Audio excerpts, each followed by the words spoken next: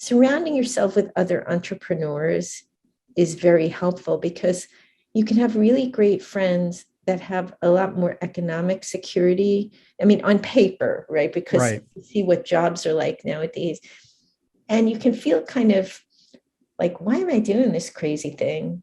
It's like, 1 minute my revenues are up. I don't even know what they're going to be next month, and that's part of the risk aspect of starting a business. But if you surround yourself with other people who have entrepreneurship as a core purpose, it rejuvenates you and you realize you're not crazy. This is just how you are. This is your calling, and your calling is not to be a public employee. And there's a lot of variety in the world, but you do need to be around people with a similar mindset, I think.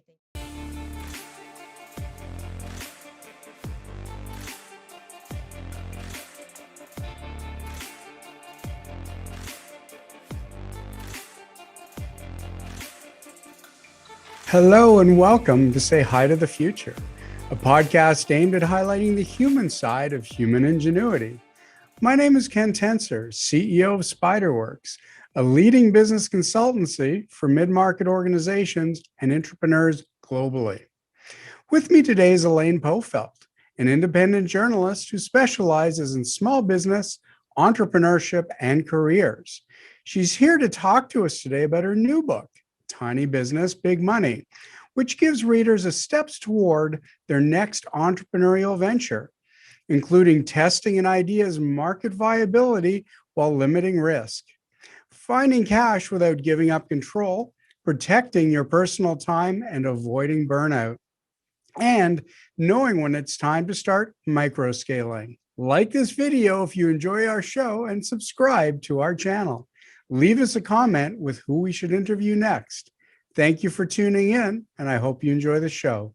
Well, welcome, Elaine. Welcome back to Say Hi to the Future. Thank you so much, Ken. It's always a pleasure. Now, you've got an exciting new book coming out, Tiny Business, Big Money, and it's a follow-up to your other bestseller, $1 Million One-Person Business. So that must be an exciting time for you.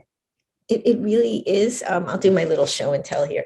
This is the advanced uncorrected proofs. And it's always so nice when you've been working on something for a really long time to see it out in the world, interacting with people.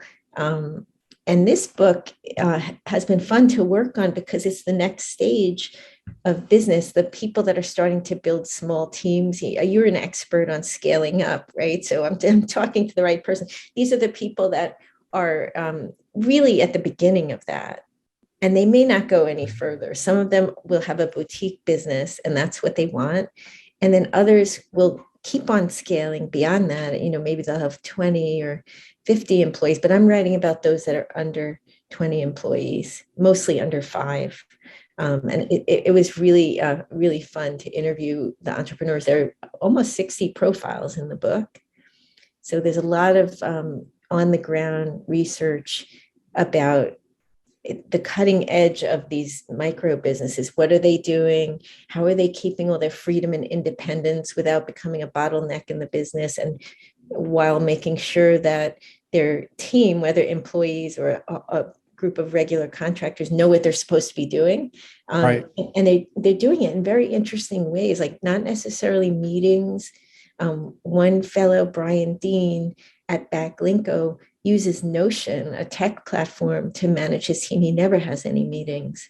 And I thought, well, maybe this is the future. I hate meetings personally. So, I like the people in them and stuff chatting, but like actual meetings when you're sitting in a room with a whiteboard, I don't get much done in those environments. So I thought, well, maybe there's some hope that there's some different ways to do things that are emerging with this group of entrepreneurs. So you've been interviewing entrepreneurs for a long time. I've been an entrepreneur for a long time. Your first book, again, $1 Million One-Person Business. What were some of the decision points for people to go past that one-person business, to scale to become a micro business? Usually it's built around capacity, right? They're very good at generating business. They've established themselves. And they're at the point where they have no life because they're doing so much of the work of the business. They might have contractors, but there's sort of a looseness to contractor arrangements. And sometimes they're not available when you're in a pinch, and then you're there in the warehouse packing everything up. And they realize they need to have people on payroll so that the people are there all the time when they need them, even if that means sometimes there are slack periods and maybe they're paying them when times are slow, it's still worth it.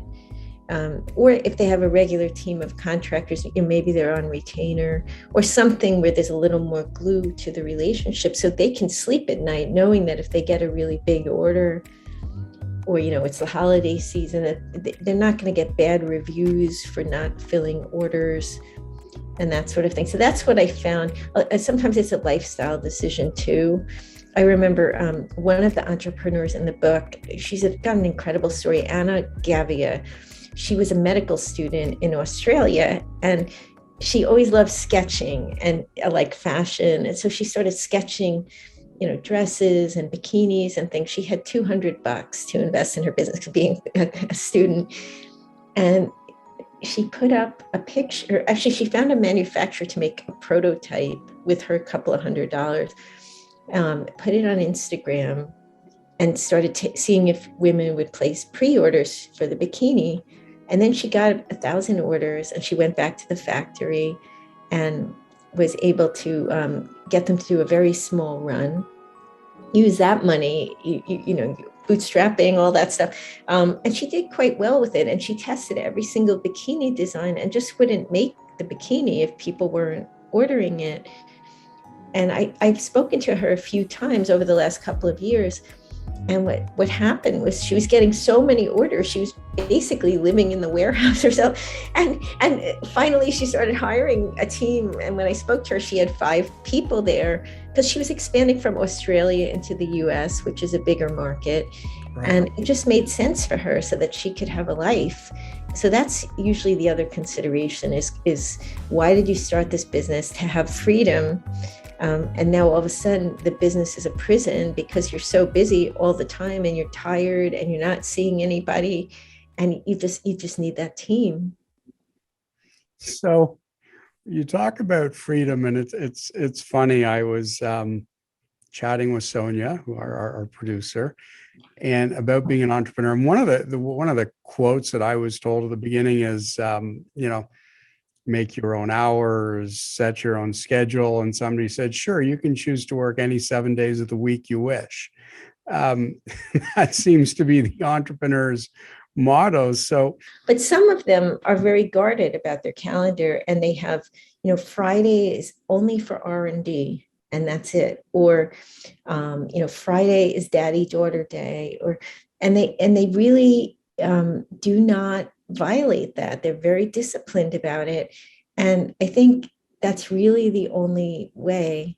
I had one client I worked with who took a different approach, and this might be another way to avoid burnout. I think a lot of times things just come up in a business, right? There's a client emergency, you need to help out the client, and you were planning to do something with your kids on Saturday or whatever.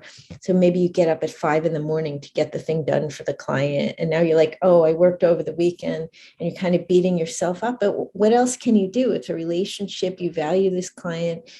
And this client of mine said, I view it all as life. And, I love my work. I love interacting with my clients. A lot of them are my friends. So if I have a little bit of work on a day that I'm supposed to have off, I just look at it as all life. And I thought that's another way to do it, is not to box yourself into this idea that you're failing at something if you didn't take enough days off, or, you eat dinner at 9 p.m. because you were working late or whatever. As long as you're happy doing it. If you're starting to feel like you're burning out, sometimes it's because maybe you're not in the exact right niche, or you have clients that are draining. And so taking inventory of that can be helpful. Or there's sort of a slippage where you had everything kind of delegated, and now all of a sudden you're doing stuff yourself and you don't even realize you're doing it. I work with a business coach. His name is Doug Wick, and he mostly works with middle market firms. And it's been very instructive for me, one exercise that we've done together where he has me create a Google sheet with what I do every hour of the day to see if there's anything I can offload. And it's something we'll do on a recurring basis, because you switch into a slightly new line of work, maybe, or you introduce a new product or service, and there are tasks associated with it. One of the things I recently noticed was I was spending time cleaning up transcripts and things like that. I shouldn't really be touching a transcript. I'm too busy, but I really wasn't using them in journalism. But when I work with book clients, I'm a ghostwriter. Sometimes they want the transcript. And I realized, you know what, Zoom has this AI powered transcript feature on the paid Zoom, and it's like $20 a month, or there are these outsourced transcript services.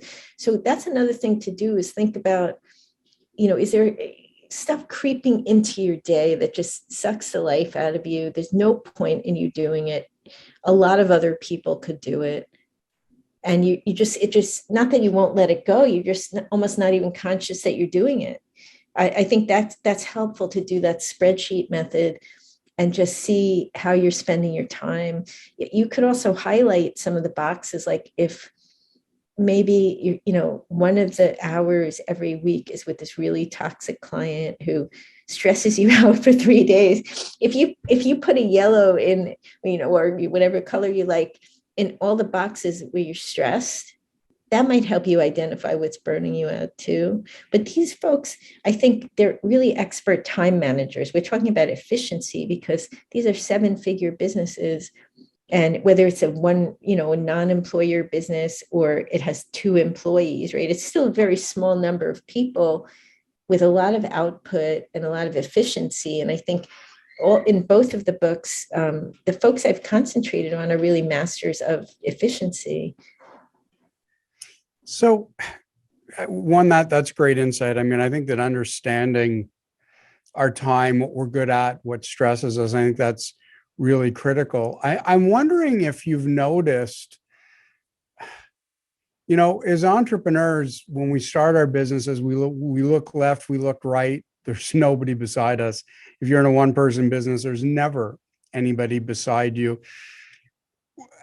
Has the pandemic really pushed that stress button for entrepreneurs, or is it push them to do what you were discussing, a business coach or a life coach or some form of support? Because while it was tough, I mean, entrepreneurship is tough enough. I mean, it's 27 years for me, and the last 2 have they've been spectacularly challenging. I think CEO burnout is a real issue right now. Think about it. If you do a workout, and I go to CKO kickboxing, and it's like this very aggressive, like really hard workout, and they make you do a zillion push-ups, right? Push-ups are hard. And you're like, okay, I did 15, and your arms are like shaking. And you can't do another push-up at a certain point. And I think that's what's happened to a lot of people. It's like, okay, all right, we got to go into lockdown and switch to Zoom. My team hates Zoom. I hate Zoom. I could do this, though. I'm going to try to take a positive approach. Then something else comes up in your business. Like some of the people are quitting because the schools are not really functioning well and they're working parents. So you lost some people, and now there's a labor shortage and you're trying to deal with this. Now you're having a supply chain issue. And it's not just affecting you at work, like your washing machine broke and you can't get a part for it. So now you have to send your laundry out, like all these stresses of the pandemic. Meanwhile, someone in your house is really depressed from the pandemic and you can't visit your elderly parents, whatever it is. Plus, maybe you lost some clients during the pandemic because they're in an industry that was hurt. You have all these things. And I think people are really coping remarkably well, considering how many stressors there are. Then there's a kind of straw that breaks the camel's back, where just one more stress in your business and you're like, that's it, like I don't want to do this anymore. But I think that we're at mile 19 of a 26-mile marathon, with Omicron. Hopefully I'm not butchering how you say that. It seems like we were all kind of coming out of the pandemic.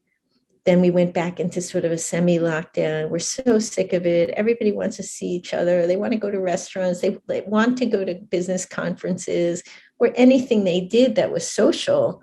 even just like go to a lecture and hear an interesting entrepreneur speak, or any, like we've been deprived of that, or it's been like given to us, taken away, this sort of weird, like intermittent thing going on, and it just wears you down. But I think the key is it's a mental game right now, and it's surrounding yourself with positive people that kind of refill you, like give yourself a break. If you feel like you're doing push-up number 16 and your arms are shaking, like maybe that's enough, like for right now. Maybe you're not going to do 50 push-ups today, I don't mean that literally.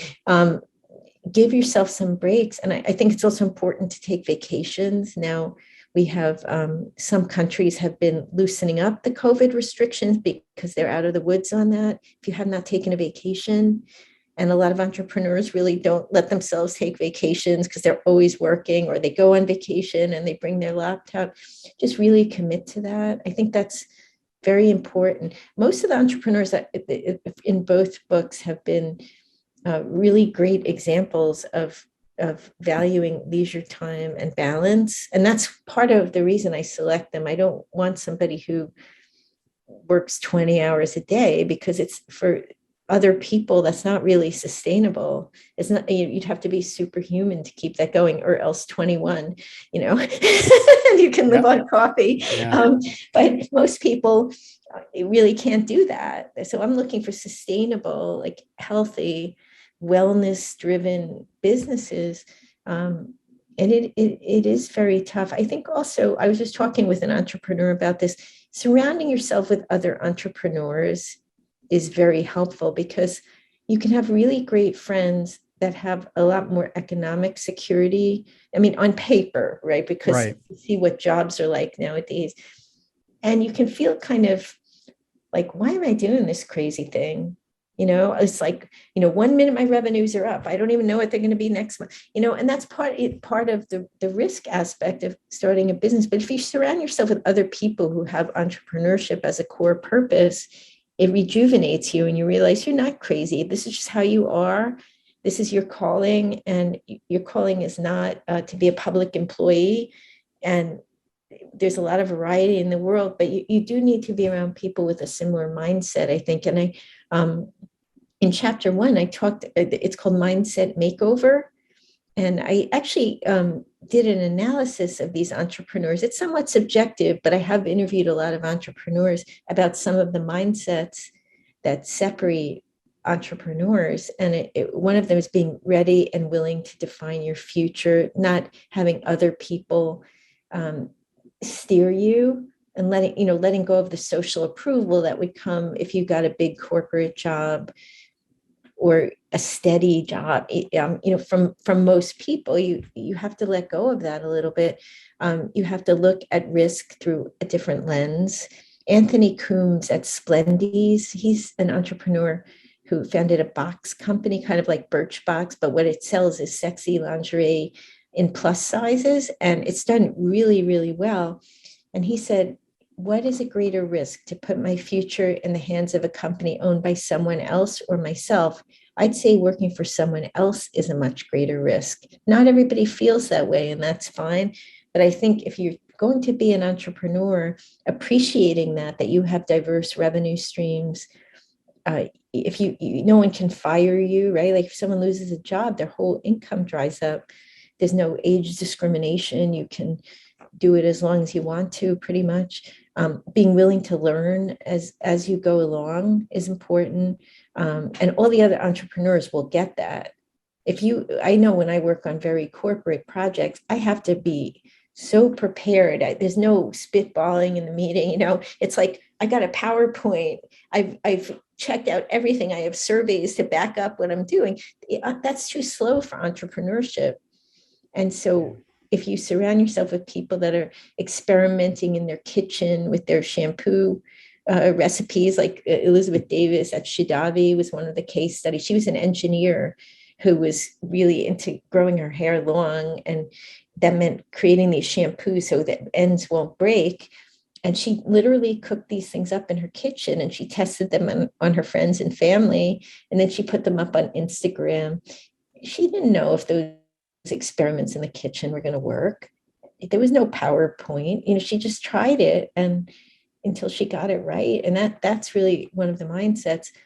Another thing is being prepared to create the financial base you need. So very interesting to me. A lot of these entrepreneurs have had to be very good with their money and live below their means so that they have the funding to do their business. Because usually right out of the starting gate, unless you're one of the lucky few who raises venture money, you're not going to have that, and you're not going to have a bank loan. So it's probably like you squeeze a little bit out of your salary, or if you're in a couple, you live on one person's income and the other income goes into building the business, or you're funding it out of cash flow.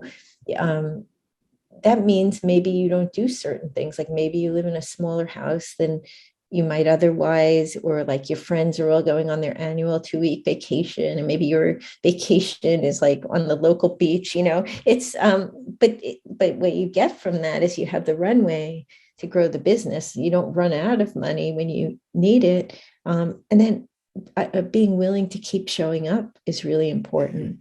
It's like yoga, right? Yeah. No, it's funny, Lam. You've touched on some really key points, and the last one, willingness to show up. I think that resilience and the ability to show up is probably the number one need of all entrepreneurs. And working back from there, you touched on some incredible things. I think, look, we need to have the audacity to believe in ourselves. And to believe that we really do have an idea that might be a little bit different or a little bit better than somebody else. Because when you go out and you open your business and you're one person, you're 5 or you're 500, you're saying that, yeah, you do believe that you have a better way. And that in and of itself is an incredible self-realization. And I use audacity. A lot of people might think of that as a negative, but it's not. It's just having the gumption to say, yeah, that there might be a better way. So I think as you're describing these individuals in both of your books, having the confidence, having the audacity to go out and do things differently, it's absolutely critical. And one other thing, I make one more point here. There's something available to entrepreneurs today that frankly, 25, 30 years ago, I didn't have. And you've described it twice now. You've described it with Instagram and shampoo. You've described it with bikinis out of Australia. And it's the internet. I'm not saying that entrepreneurship is risk-free. It's absolutely not. But I think that there's a lower risk in starting or scaling, because we can ask people, and we can ask a lot of people very quickly what they think. Doesn't always translate to revenue, but whether it's product or whether it's thoughts for our articles or the books that you and I write, they don't come out of left field. They come from that continuous feedback. So I don't know. I'm just musing here, but I think that one person or a scaling business, a micro business, boy, there's some great opportunities and tools that didn't exist. You put that so well, Ken. There's actually a chapter in the book called Take Educated Risks. And it's exactly what you're talking about. When you think about Anna Gavia with the bikinis, right? She's really reducing her risks by doing that. Like, she didn't invest any more than $200 in that bikini sample. And it only waited until she took the pre-orders to do anything. So that's how risky is that, right? It's as risky as going out to an expensive dinner, right? and look what she got out of it, a multi-million-dollar business. Jason Vandergrand, who is a Toronto entrepreneur, shared how he reduces risk in his business. He was in engineering. It's interesting how many engineers start these other types of businesses. I think it's their sort of logical mind is very helpful in entrepreneurship.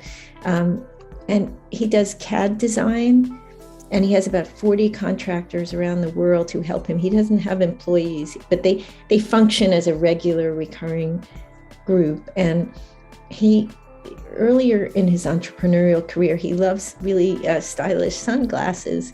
And he created an app for buying them at good prices, but he missed something critical, which was that there was a lot of competition among these apps, and there were other people who already had done it. So he spent $29,000 or something in that neighborhood on this app that he quickly closed down because he saw basically it wasn't going to survive.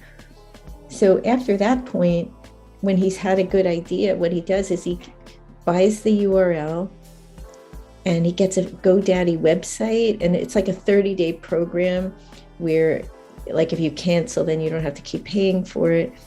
And he'll create some sort of an image that he puts up on his website, and then he buys Facebook ads to drive traffic to the website to see if anybody has any interest before he goes a single step further. And if there's no interest, he doesn't force it. He just closes it down and like moves on to the next idea.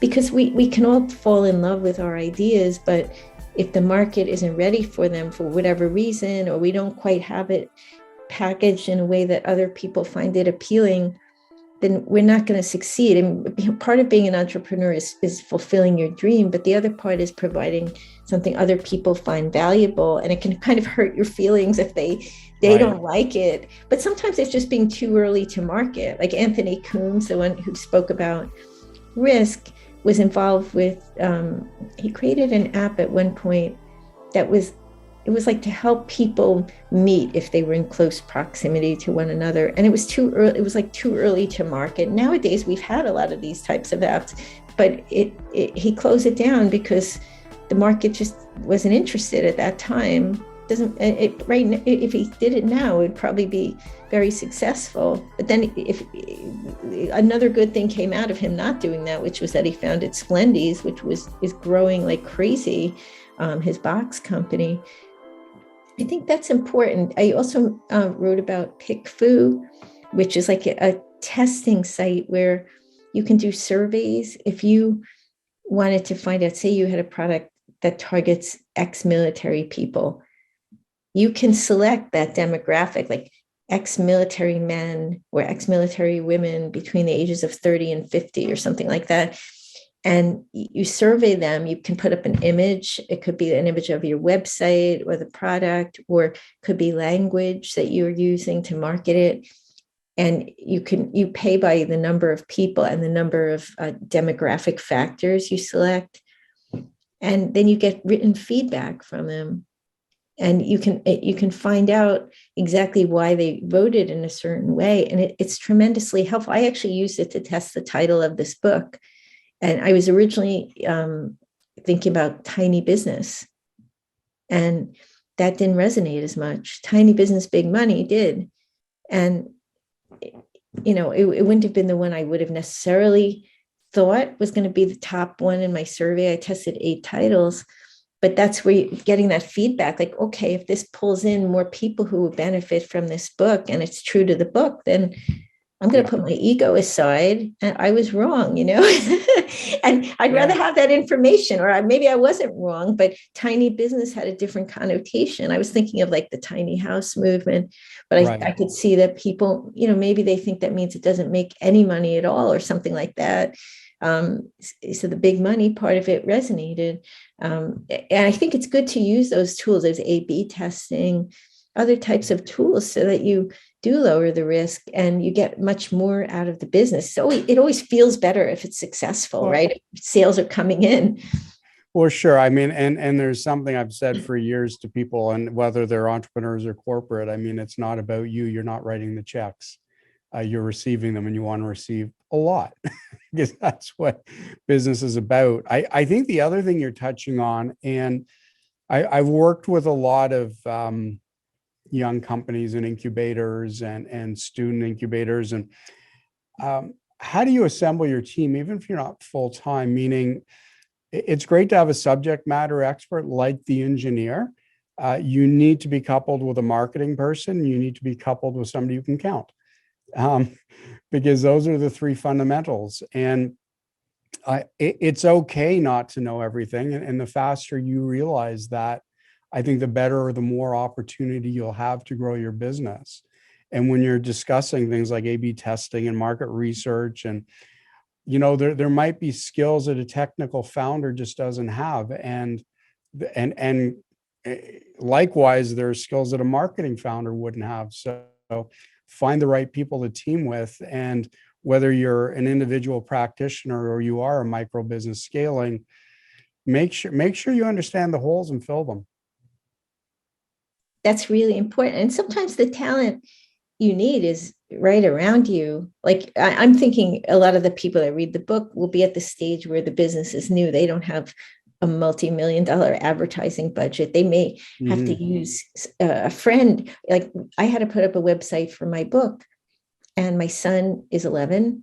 He loves technology. He's one of these kids that's always on YouTube. And so I said, Robert, can you help me with my website? And he looks at my old one. He goes, Mom, the font is chunky. And I'm like, what does that mean? He's like, it's thick. He's like, it doesn't look good. It's not streamlined. So I'm like, all right, fix it. So we sat down and I told him what I needed, and we used the Squarespace website.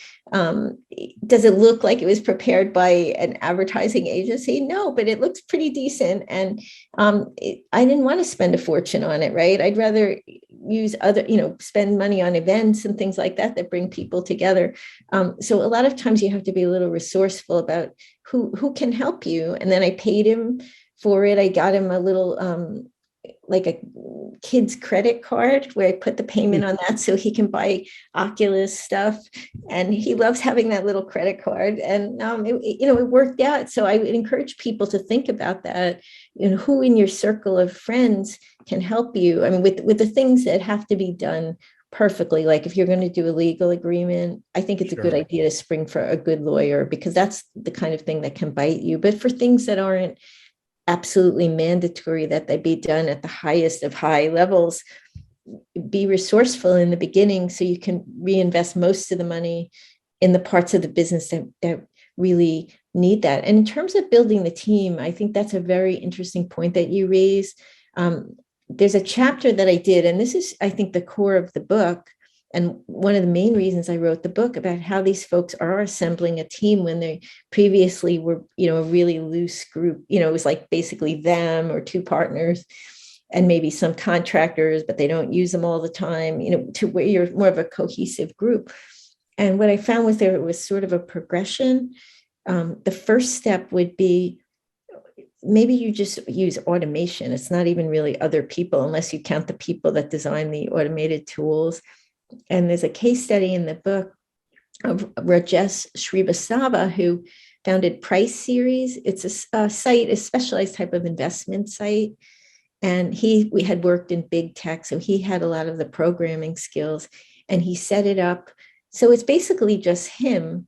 And he does things like he has these charts on the homepage that help him rank in Google, because he's constantly changing the original content, but it's all automated.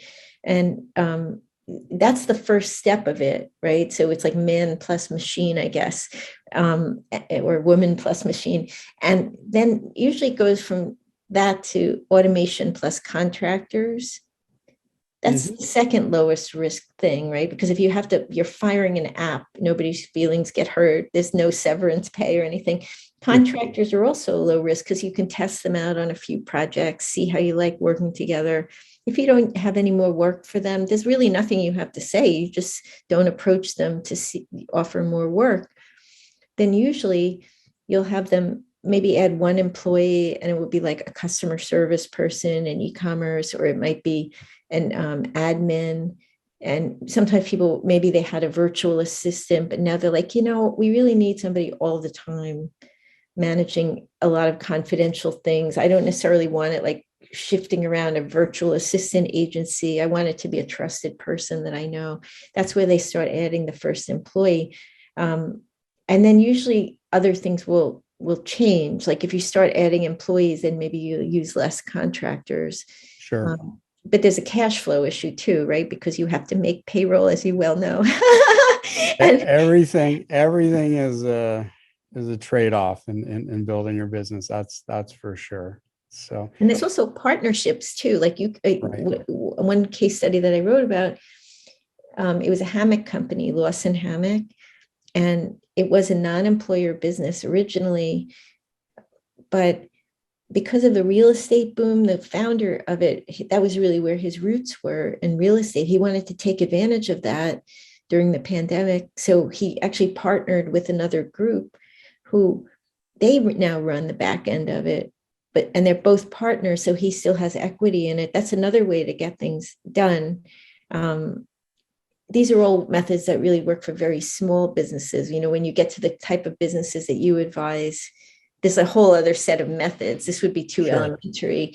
But this is like, the bottom step on the ladder. If you wanted to scale, you could do it this way. So, Elaine, our time is coming close to an end. You've got a great new book, Tiny Business, Big Money. Last question for you. If there is one question that you found entrepreneurs asking themselves, or a wall that they were hitting, moving from, one person to a micro business, what would that be? What is that main concern that they might have in taking the leap of growing? It's usually that they don't like managing other people. And, it's like, how do I manage other people? I don't really know how to do this, or I never really liked doing this. And what I concluded is there needs to be a little bit of a mental shift where you start to think of yourself as a leader.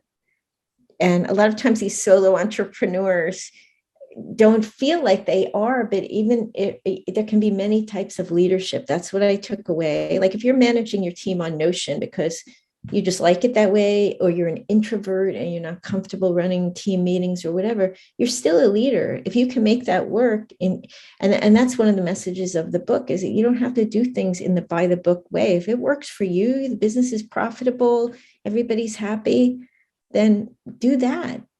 Don't feel like you have to run some sort of, a meeting that they would have at PricewaterhouseCoopers or, some giant company. Right. You don't have to. Like, there's many new methods of leading. I mean, there are people that run their businesses on WhatsApp, and other tools like that. If that's how you like it, you can be very successful. It's leaning into what your true nature is, but also accepting that you do have to assume that role of being in charge of it, because no one else knows what you want them to do.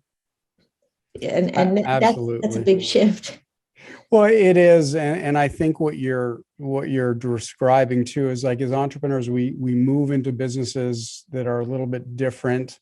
We want to do things a little bit differently. And then we fall into that. Yeah, I'm not going to say a trap, but we fall into the ways of, okay, so what's the right way to lead? What's the right way to structure?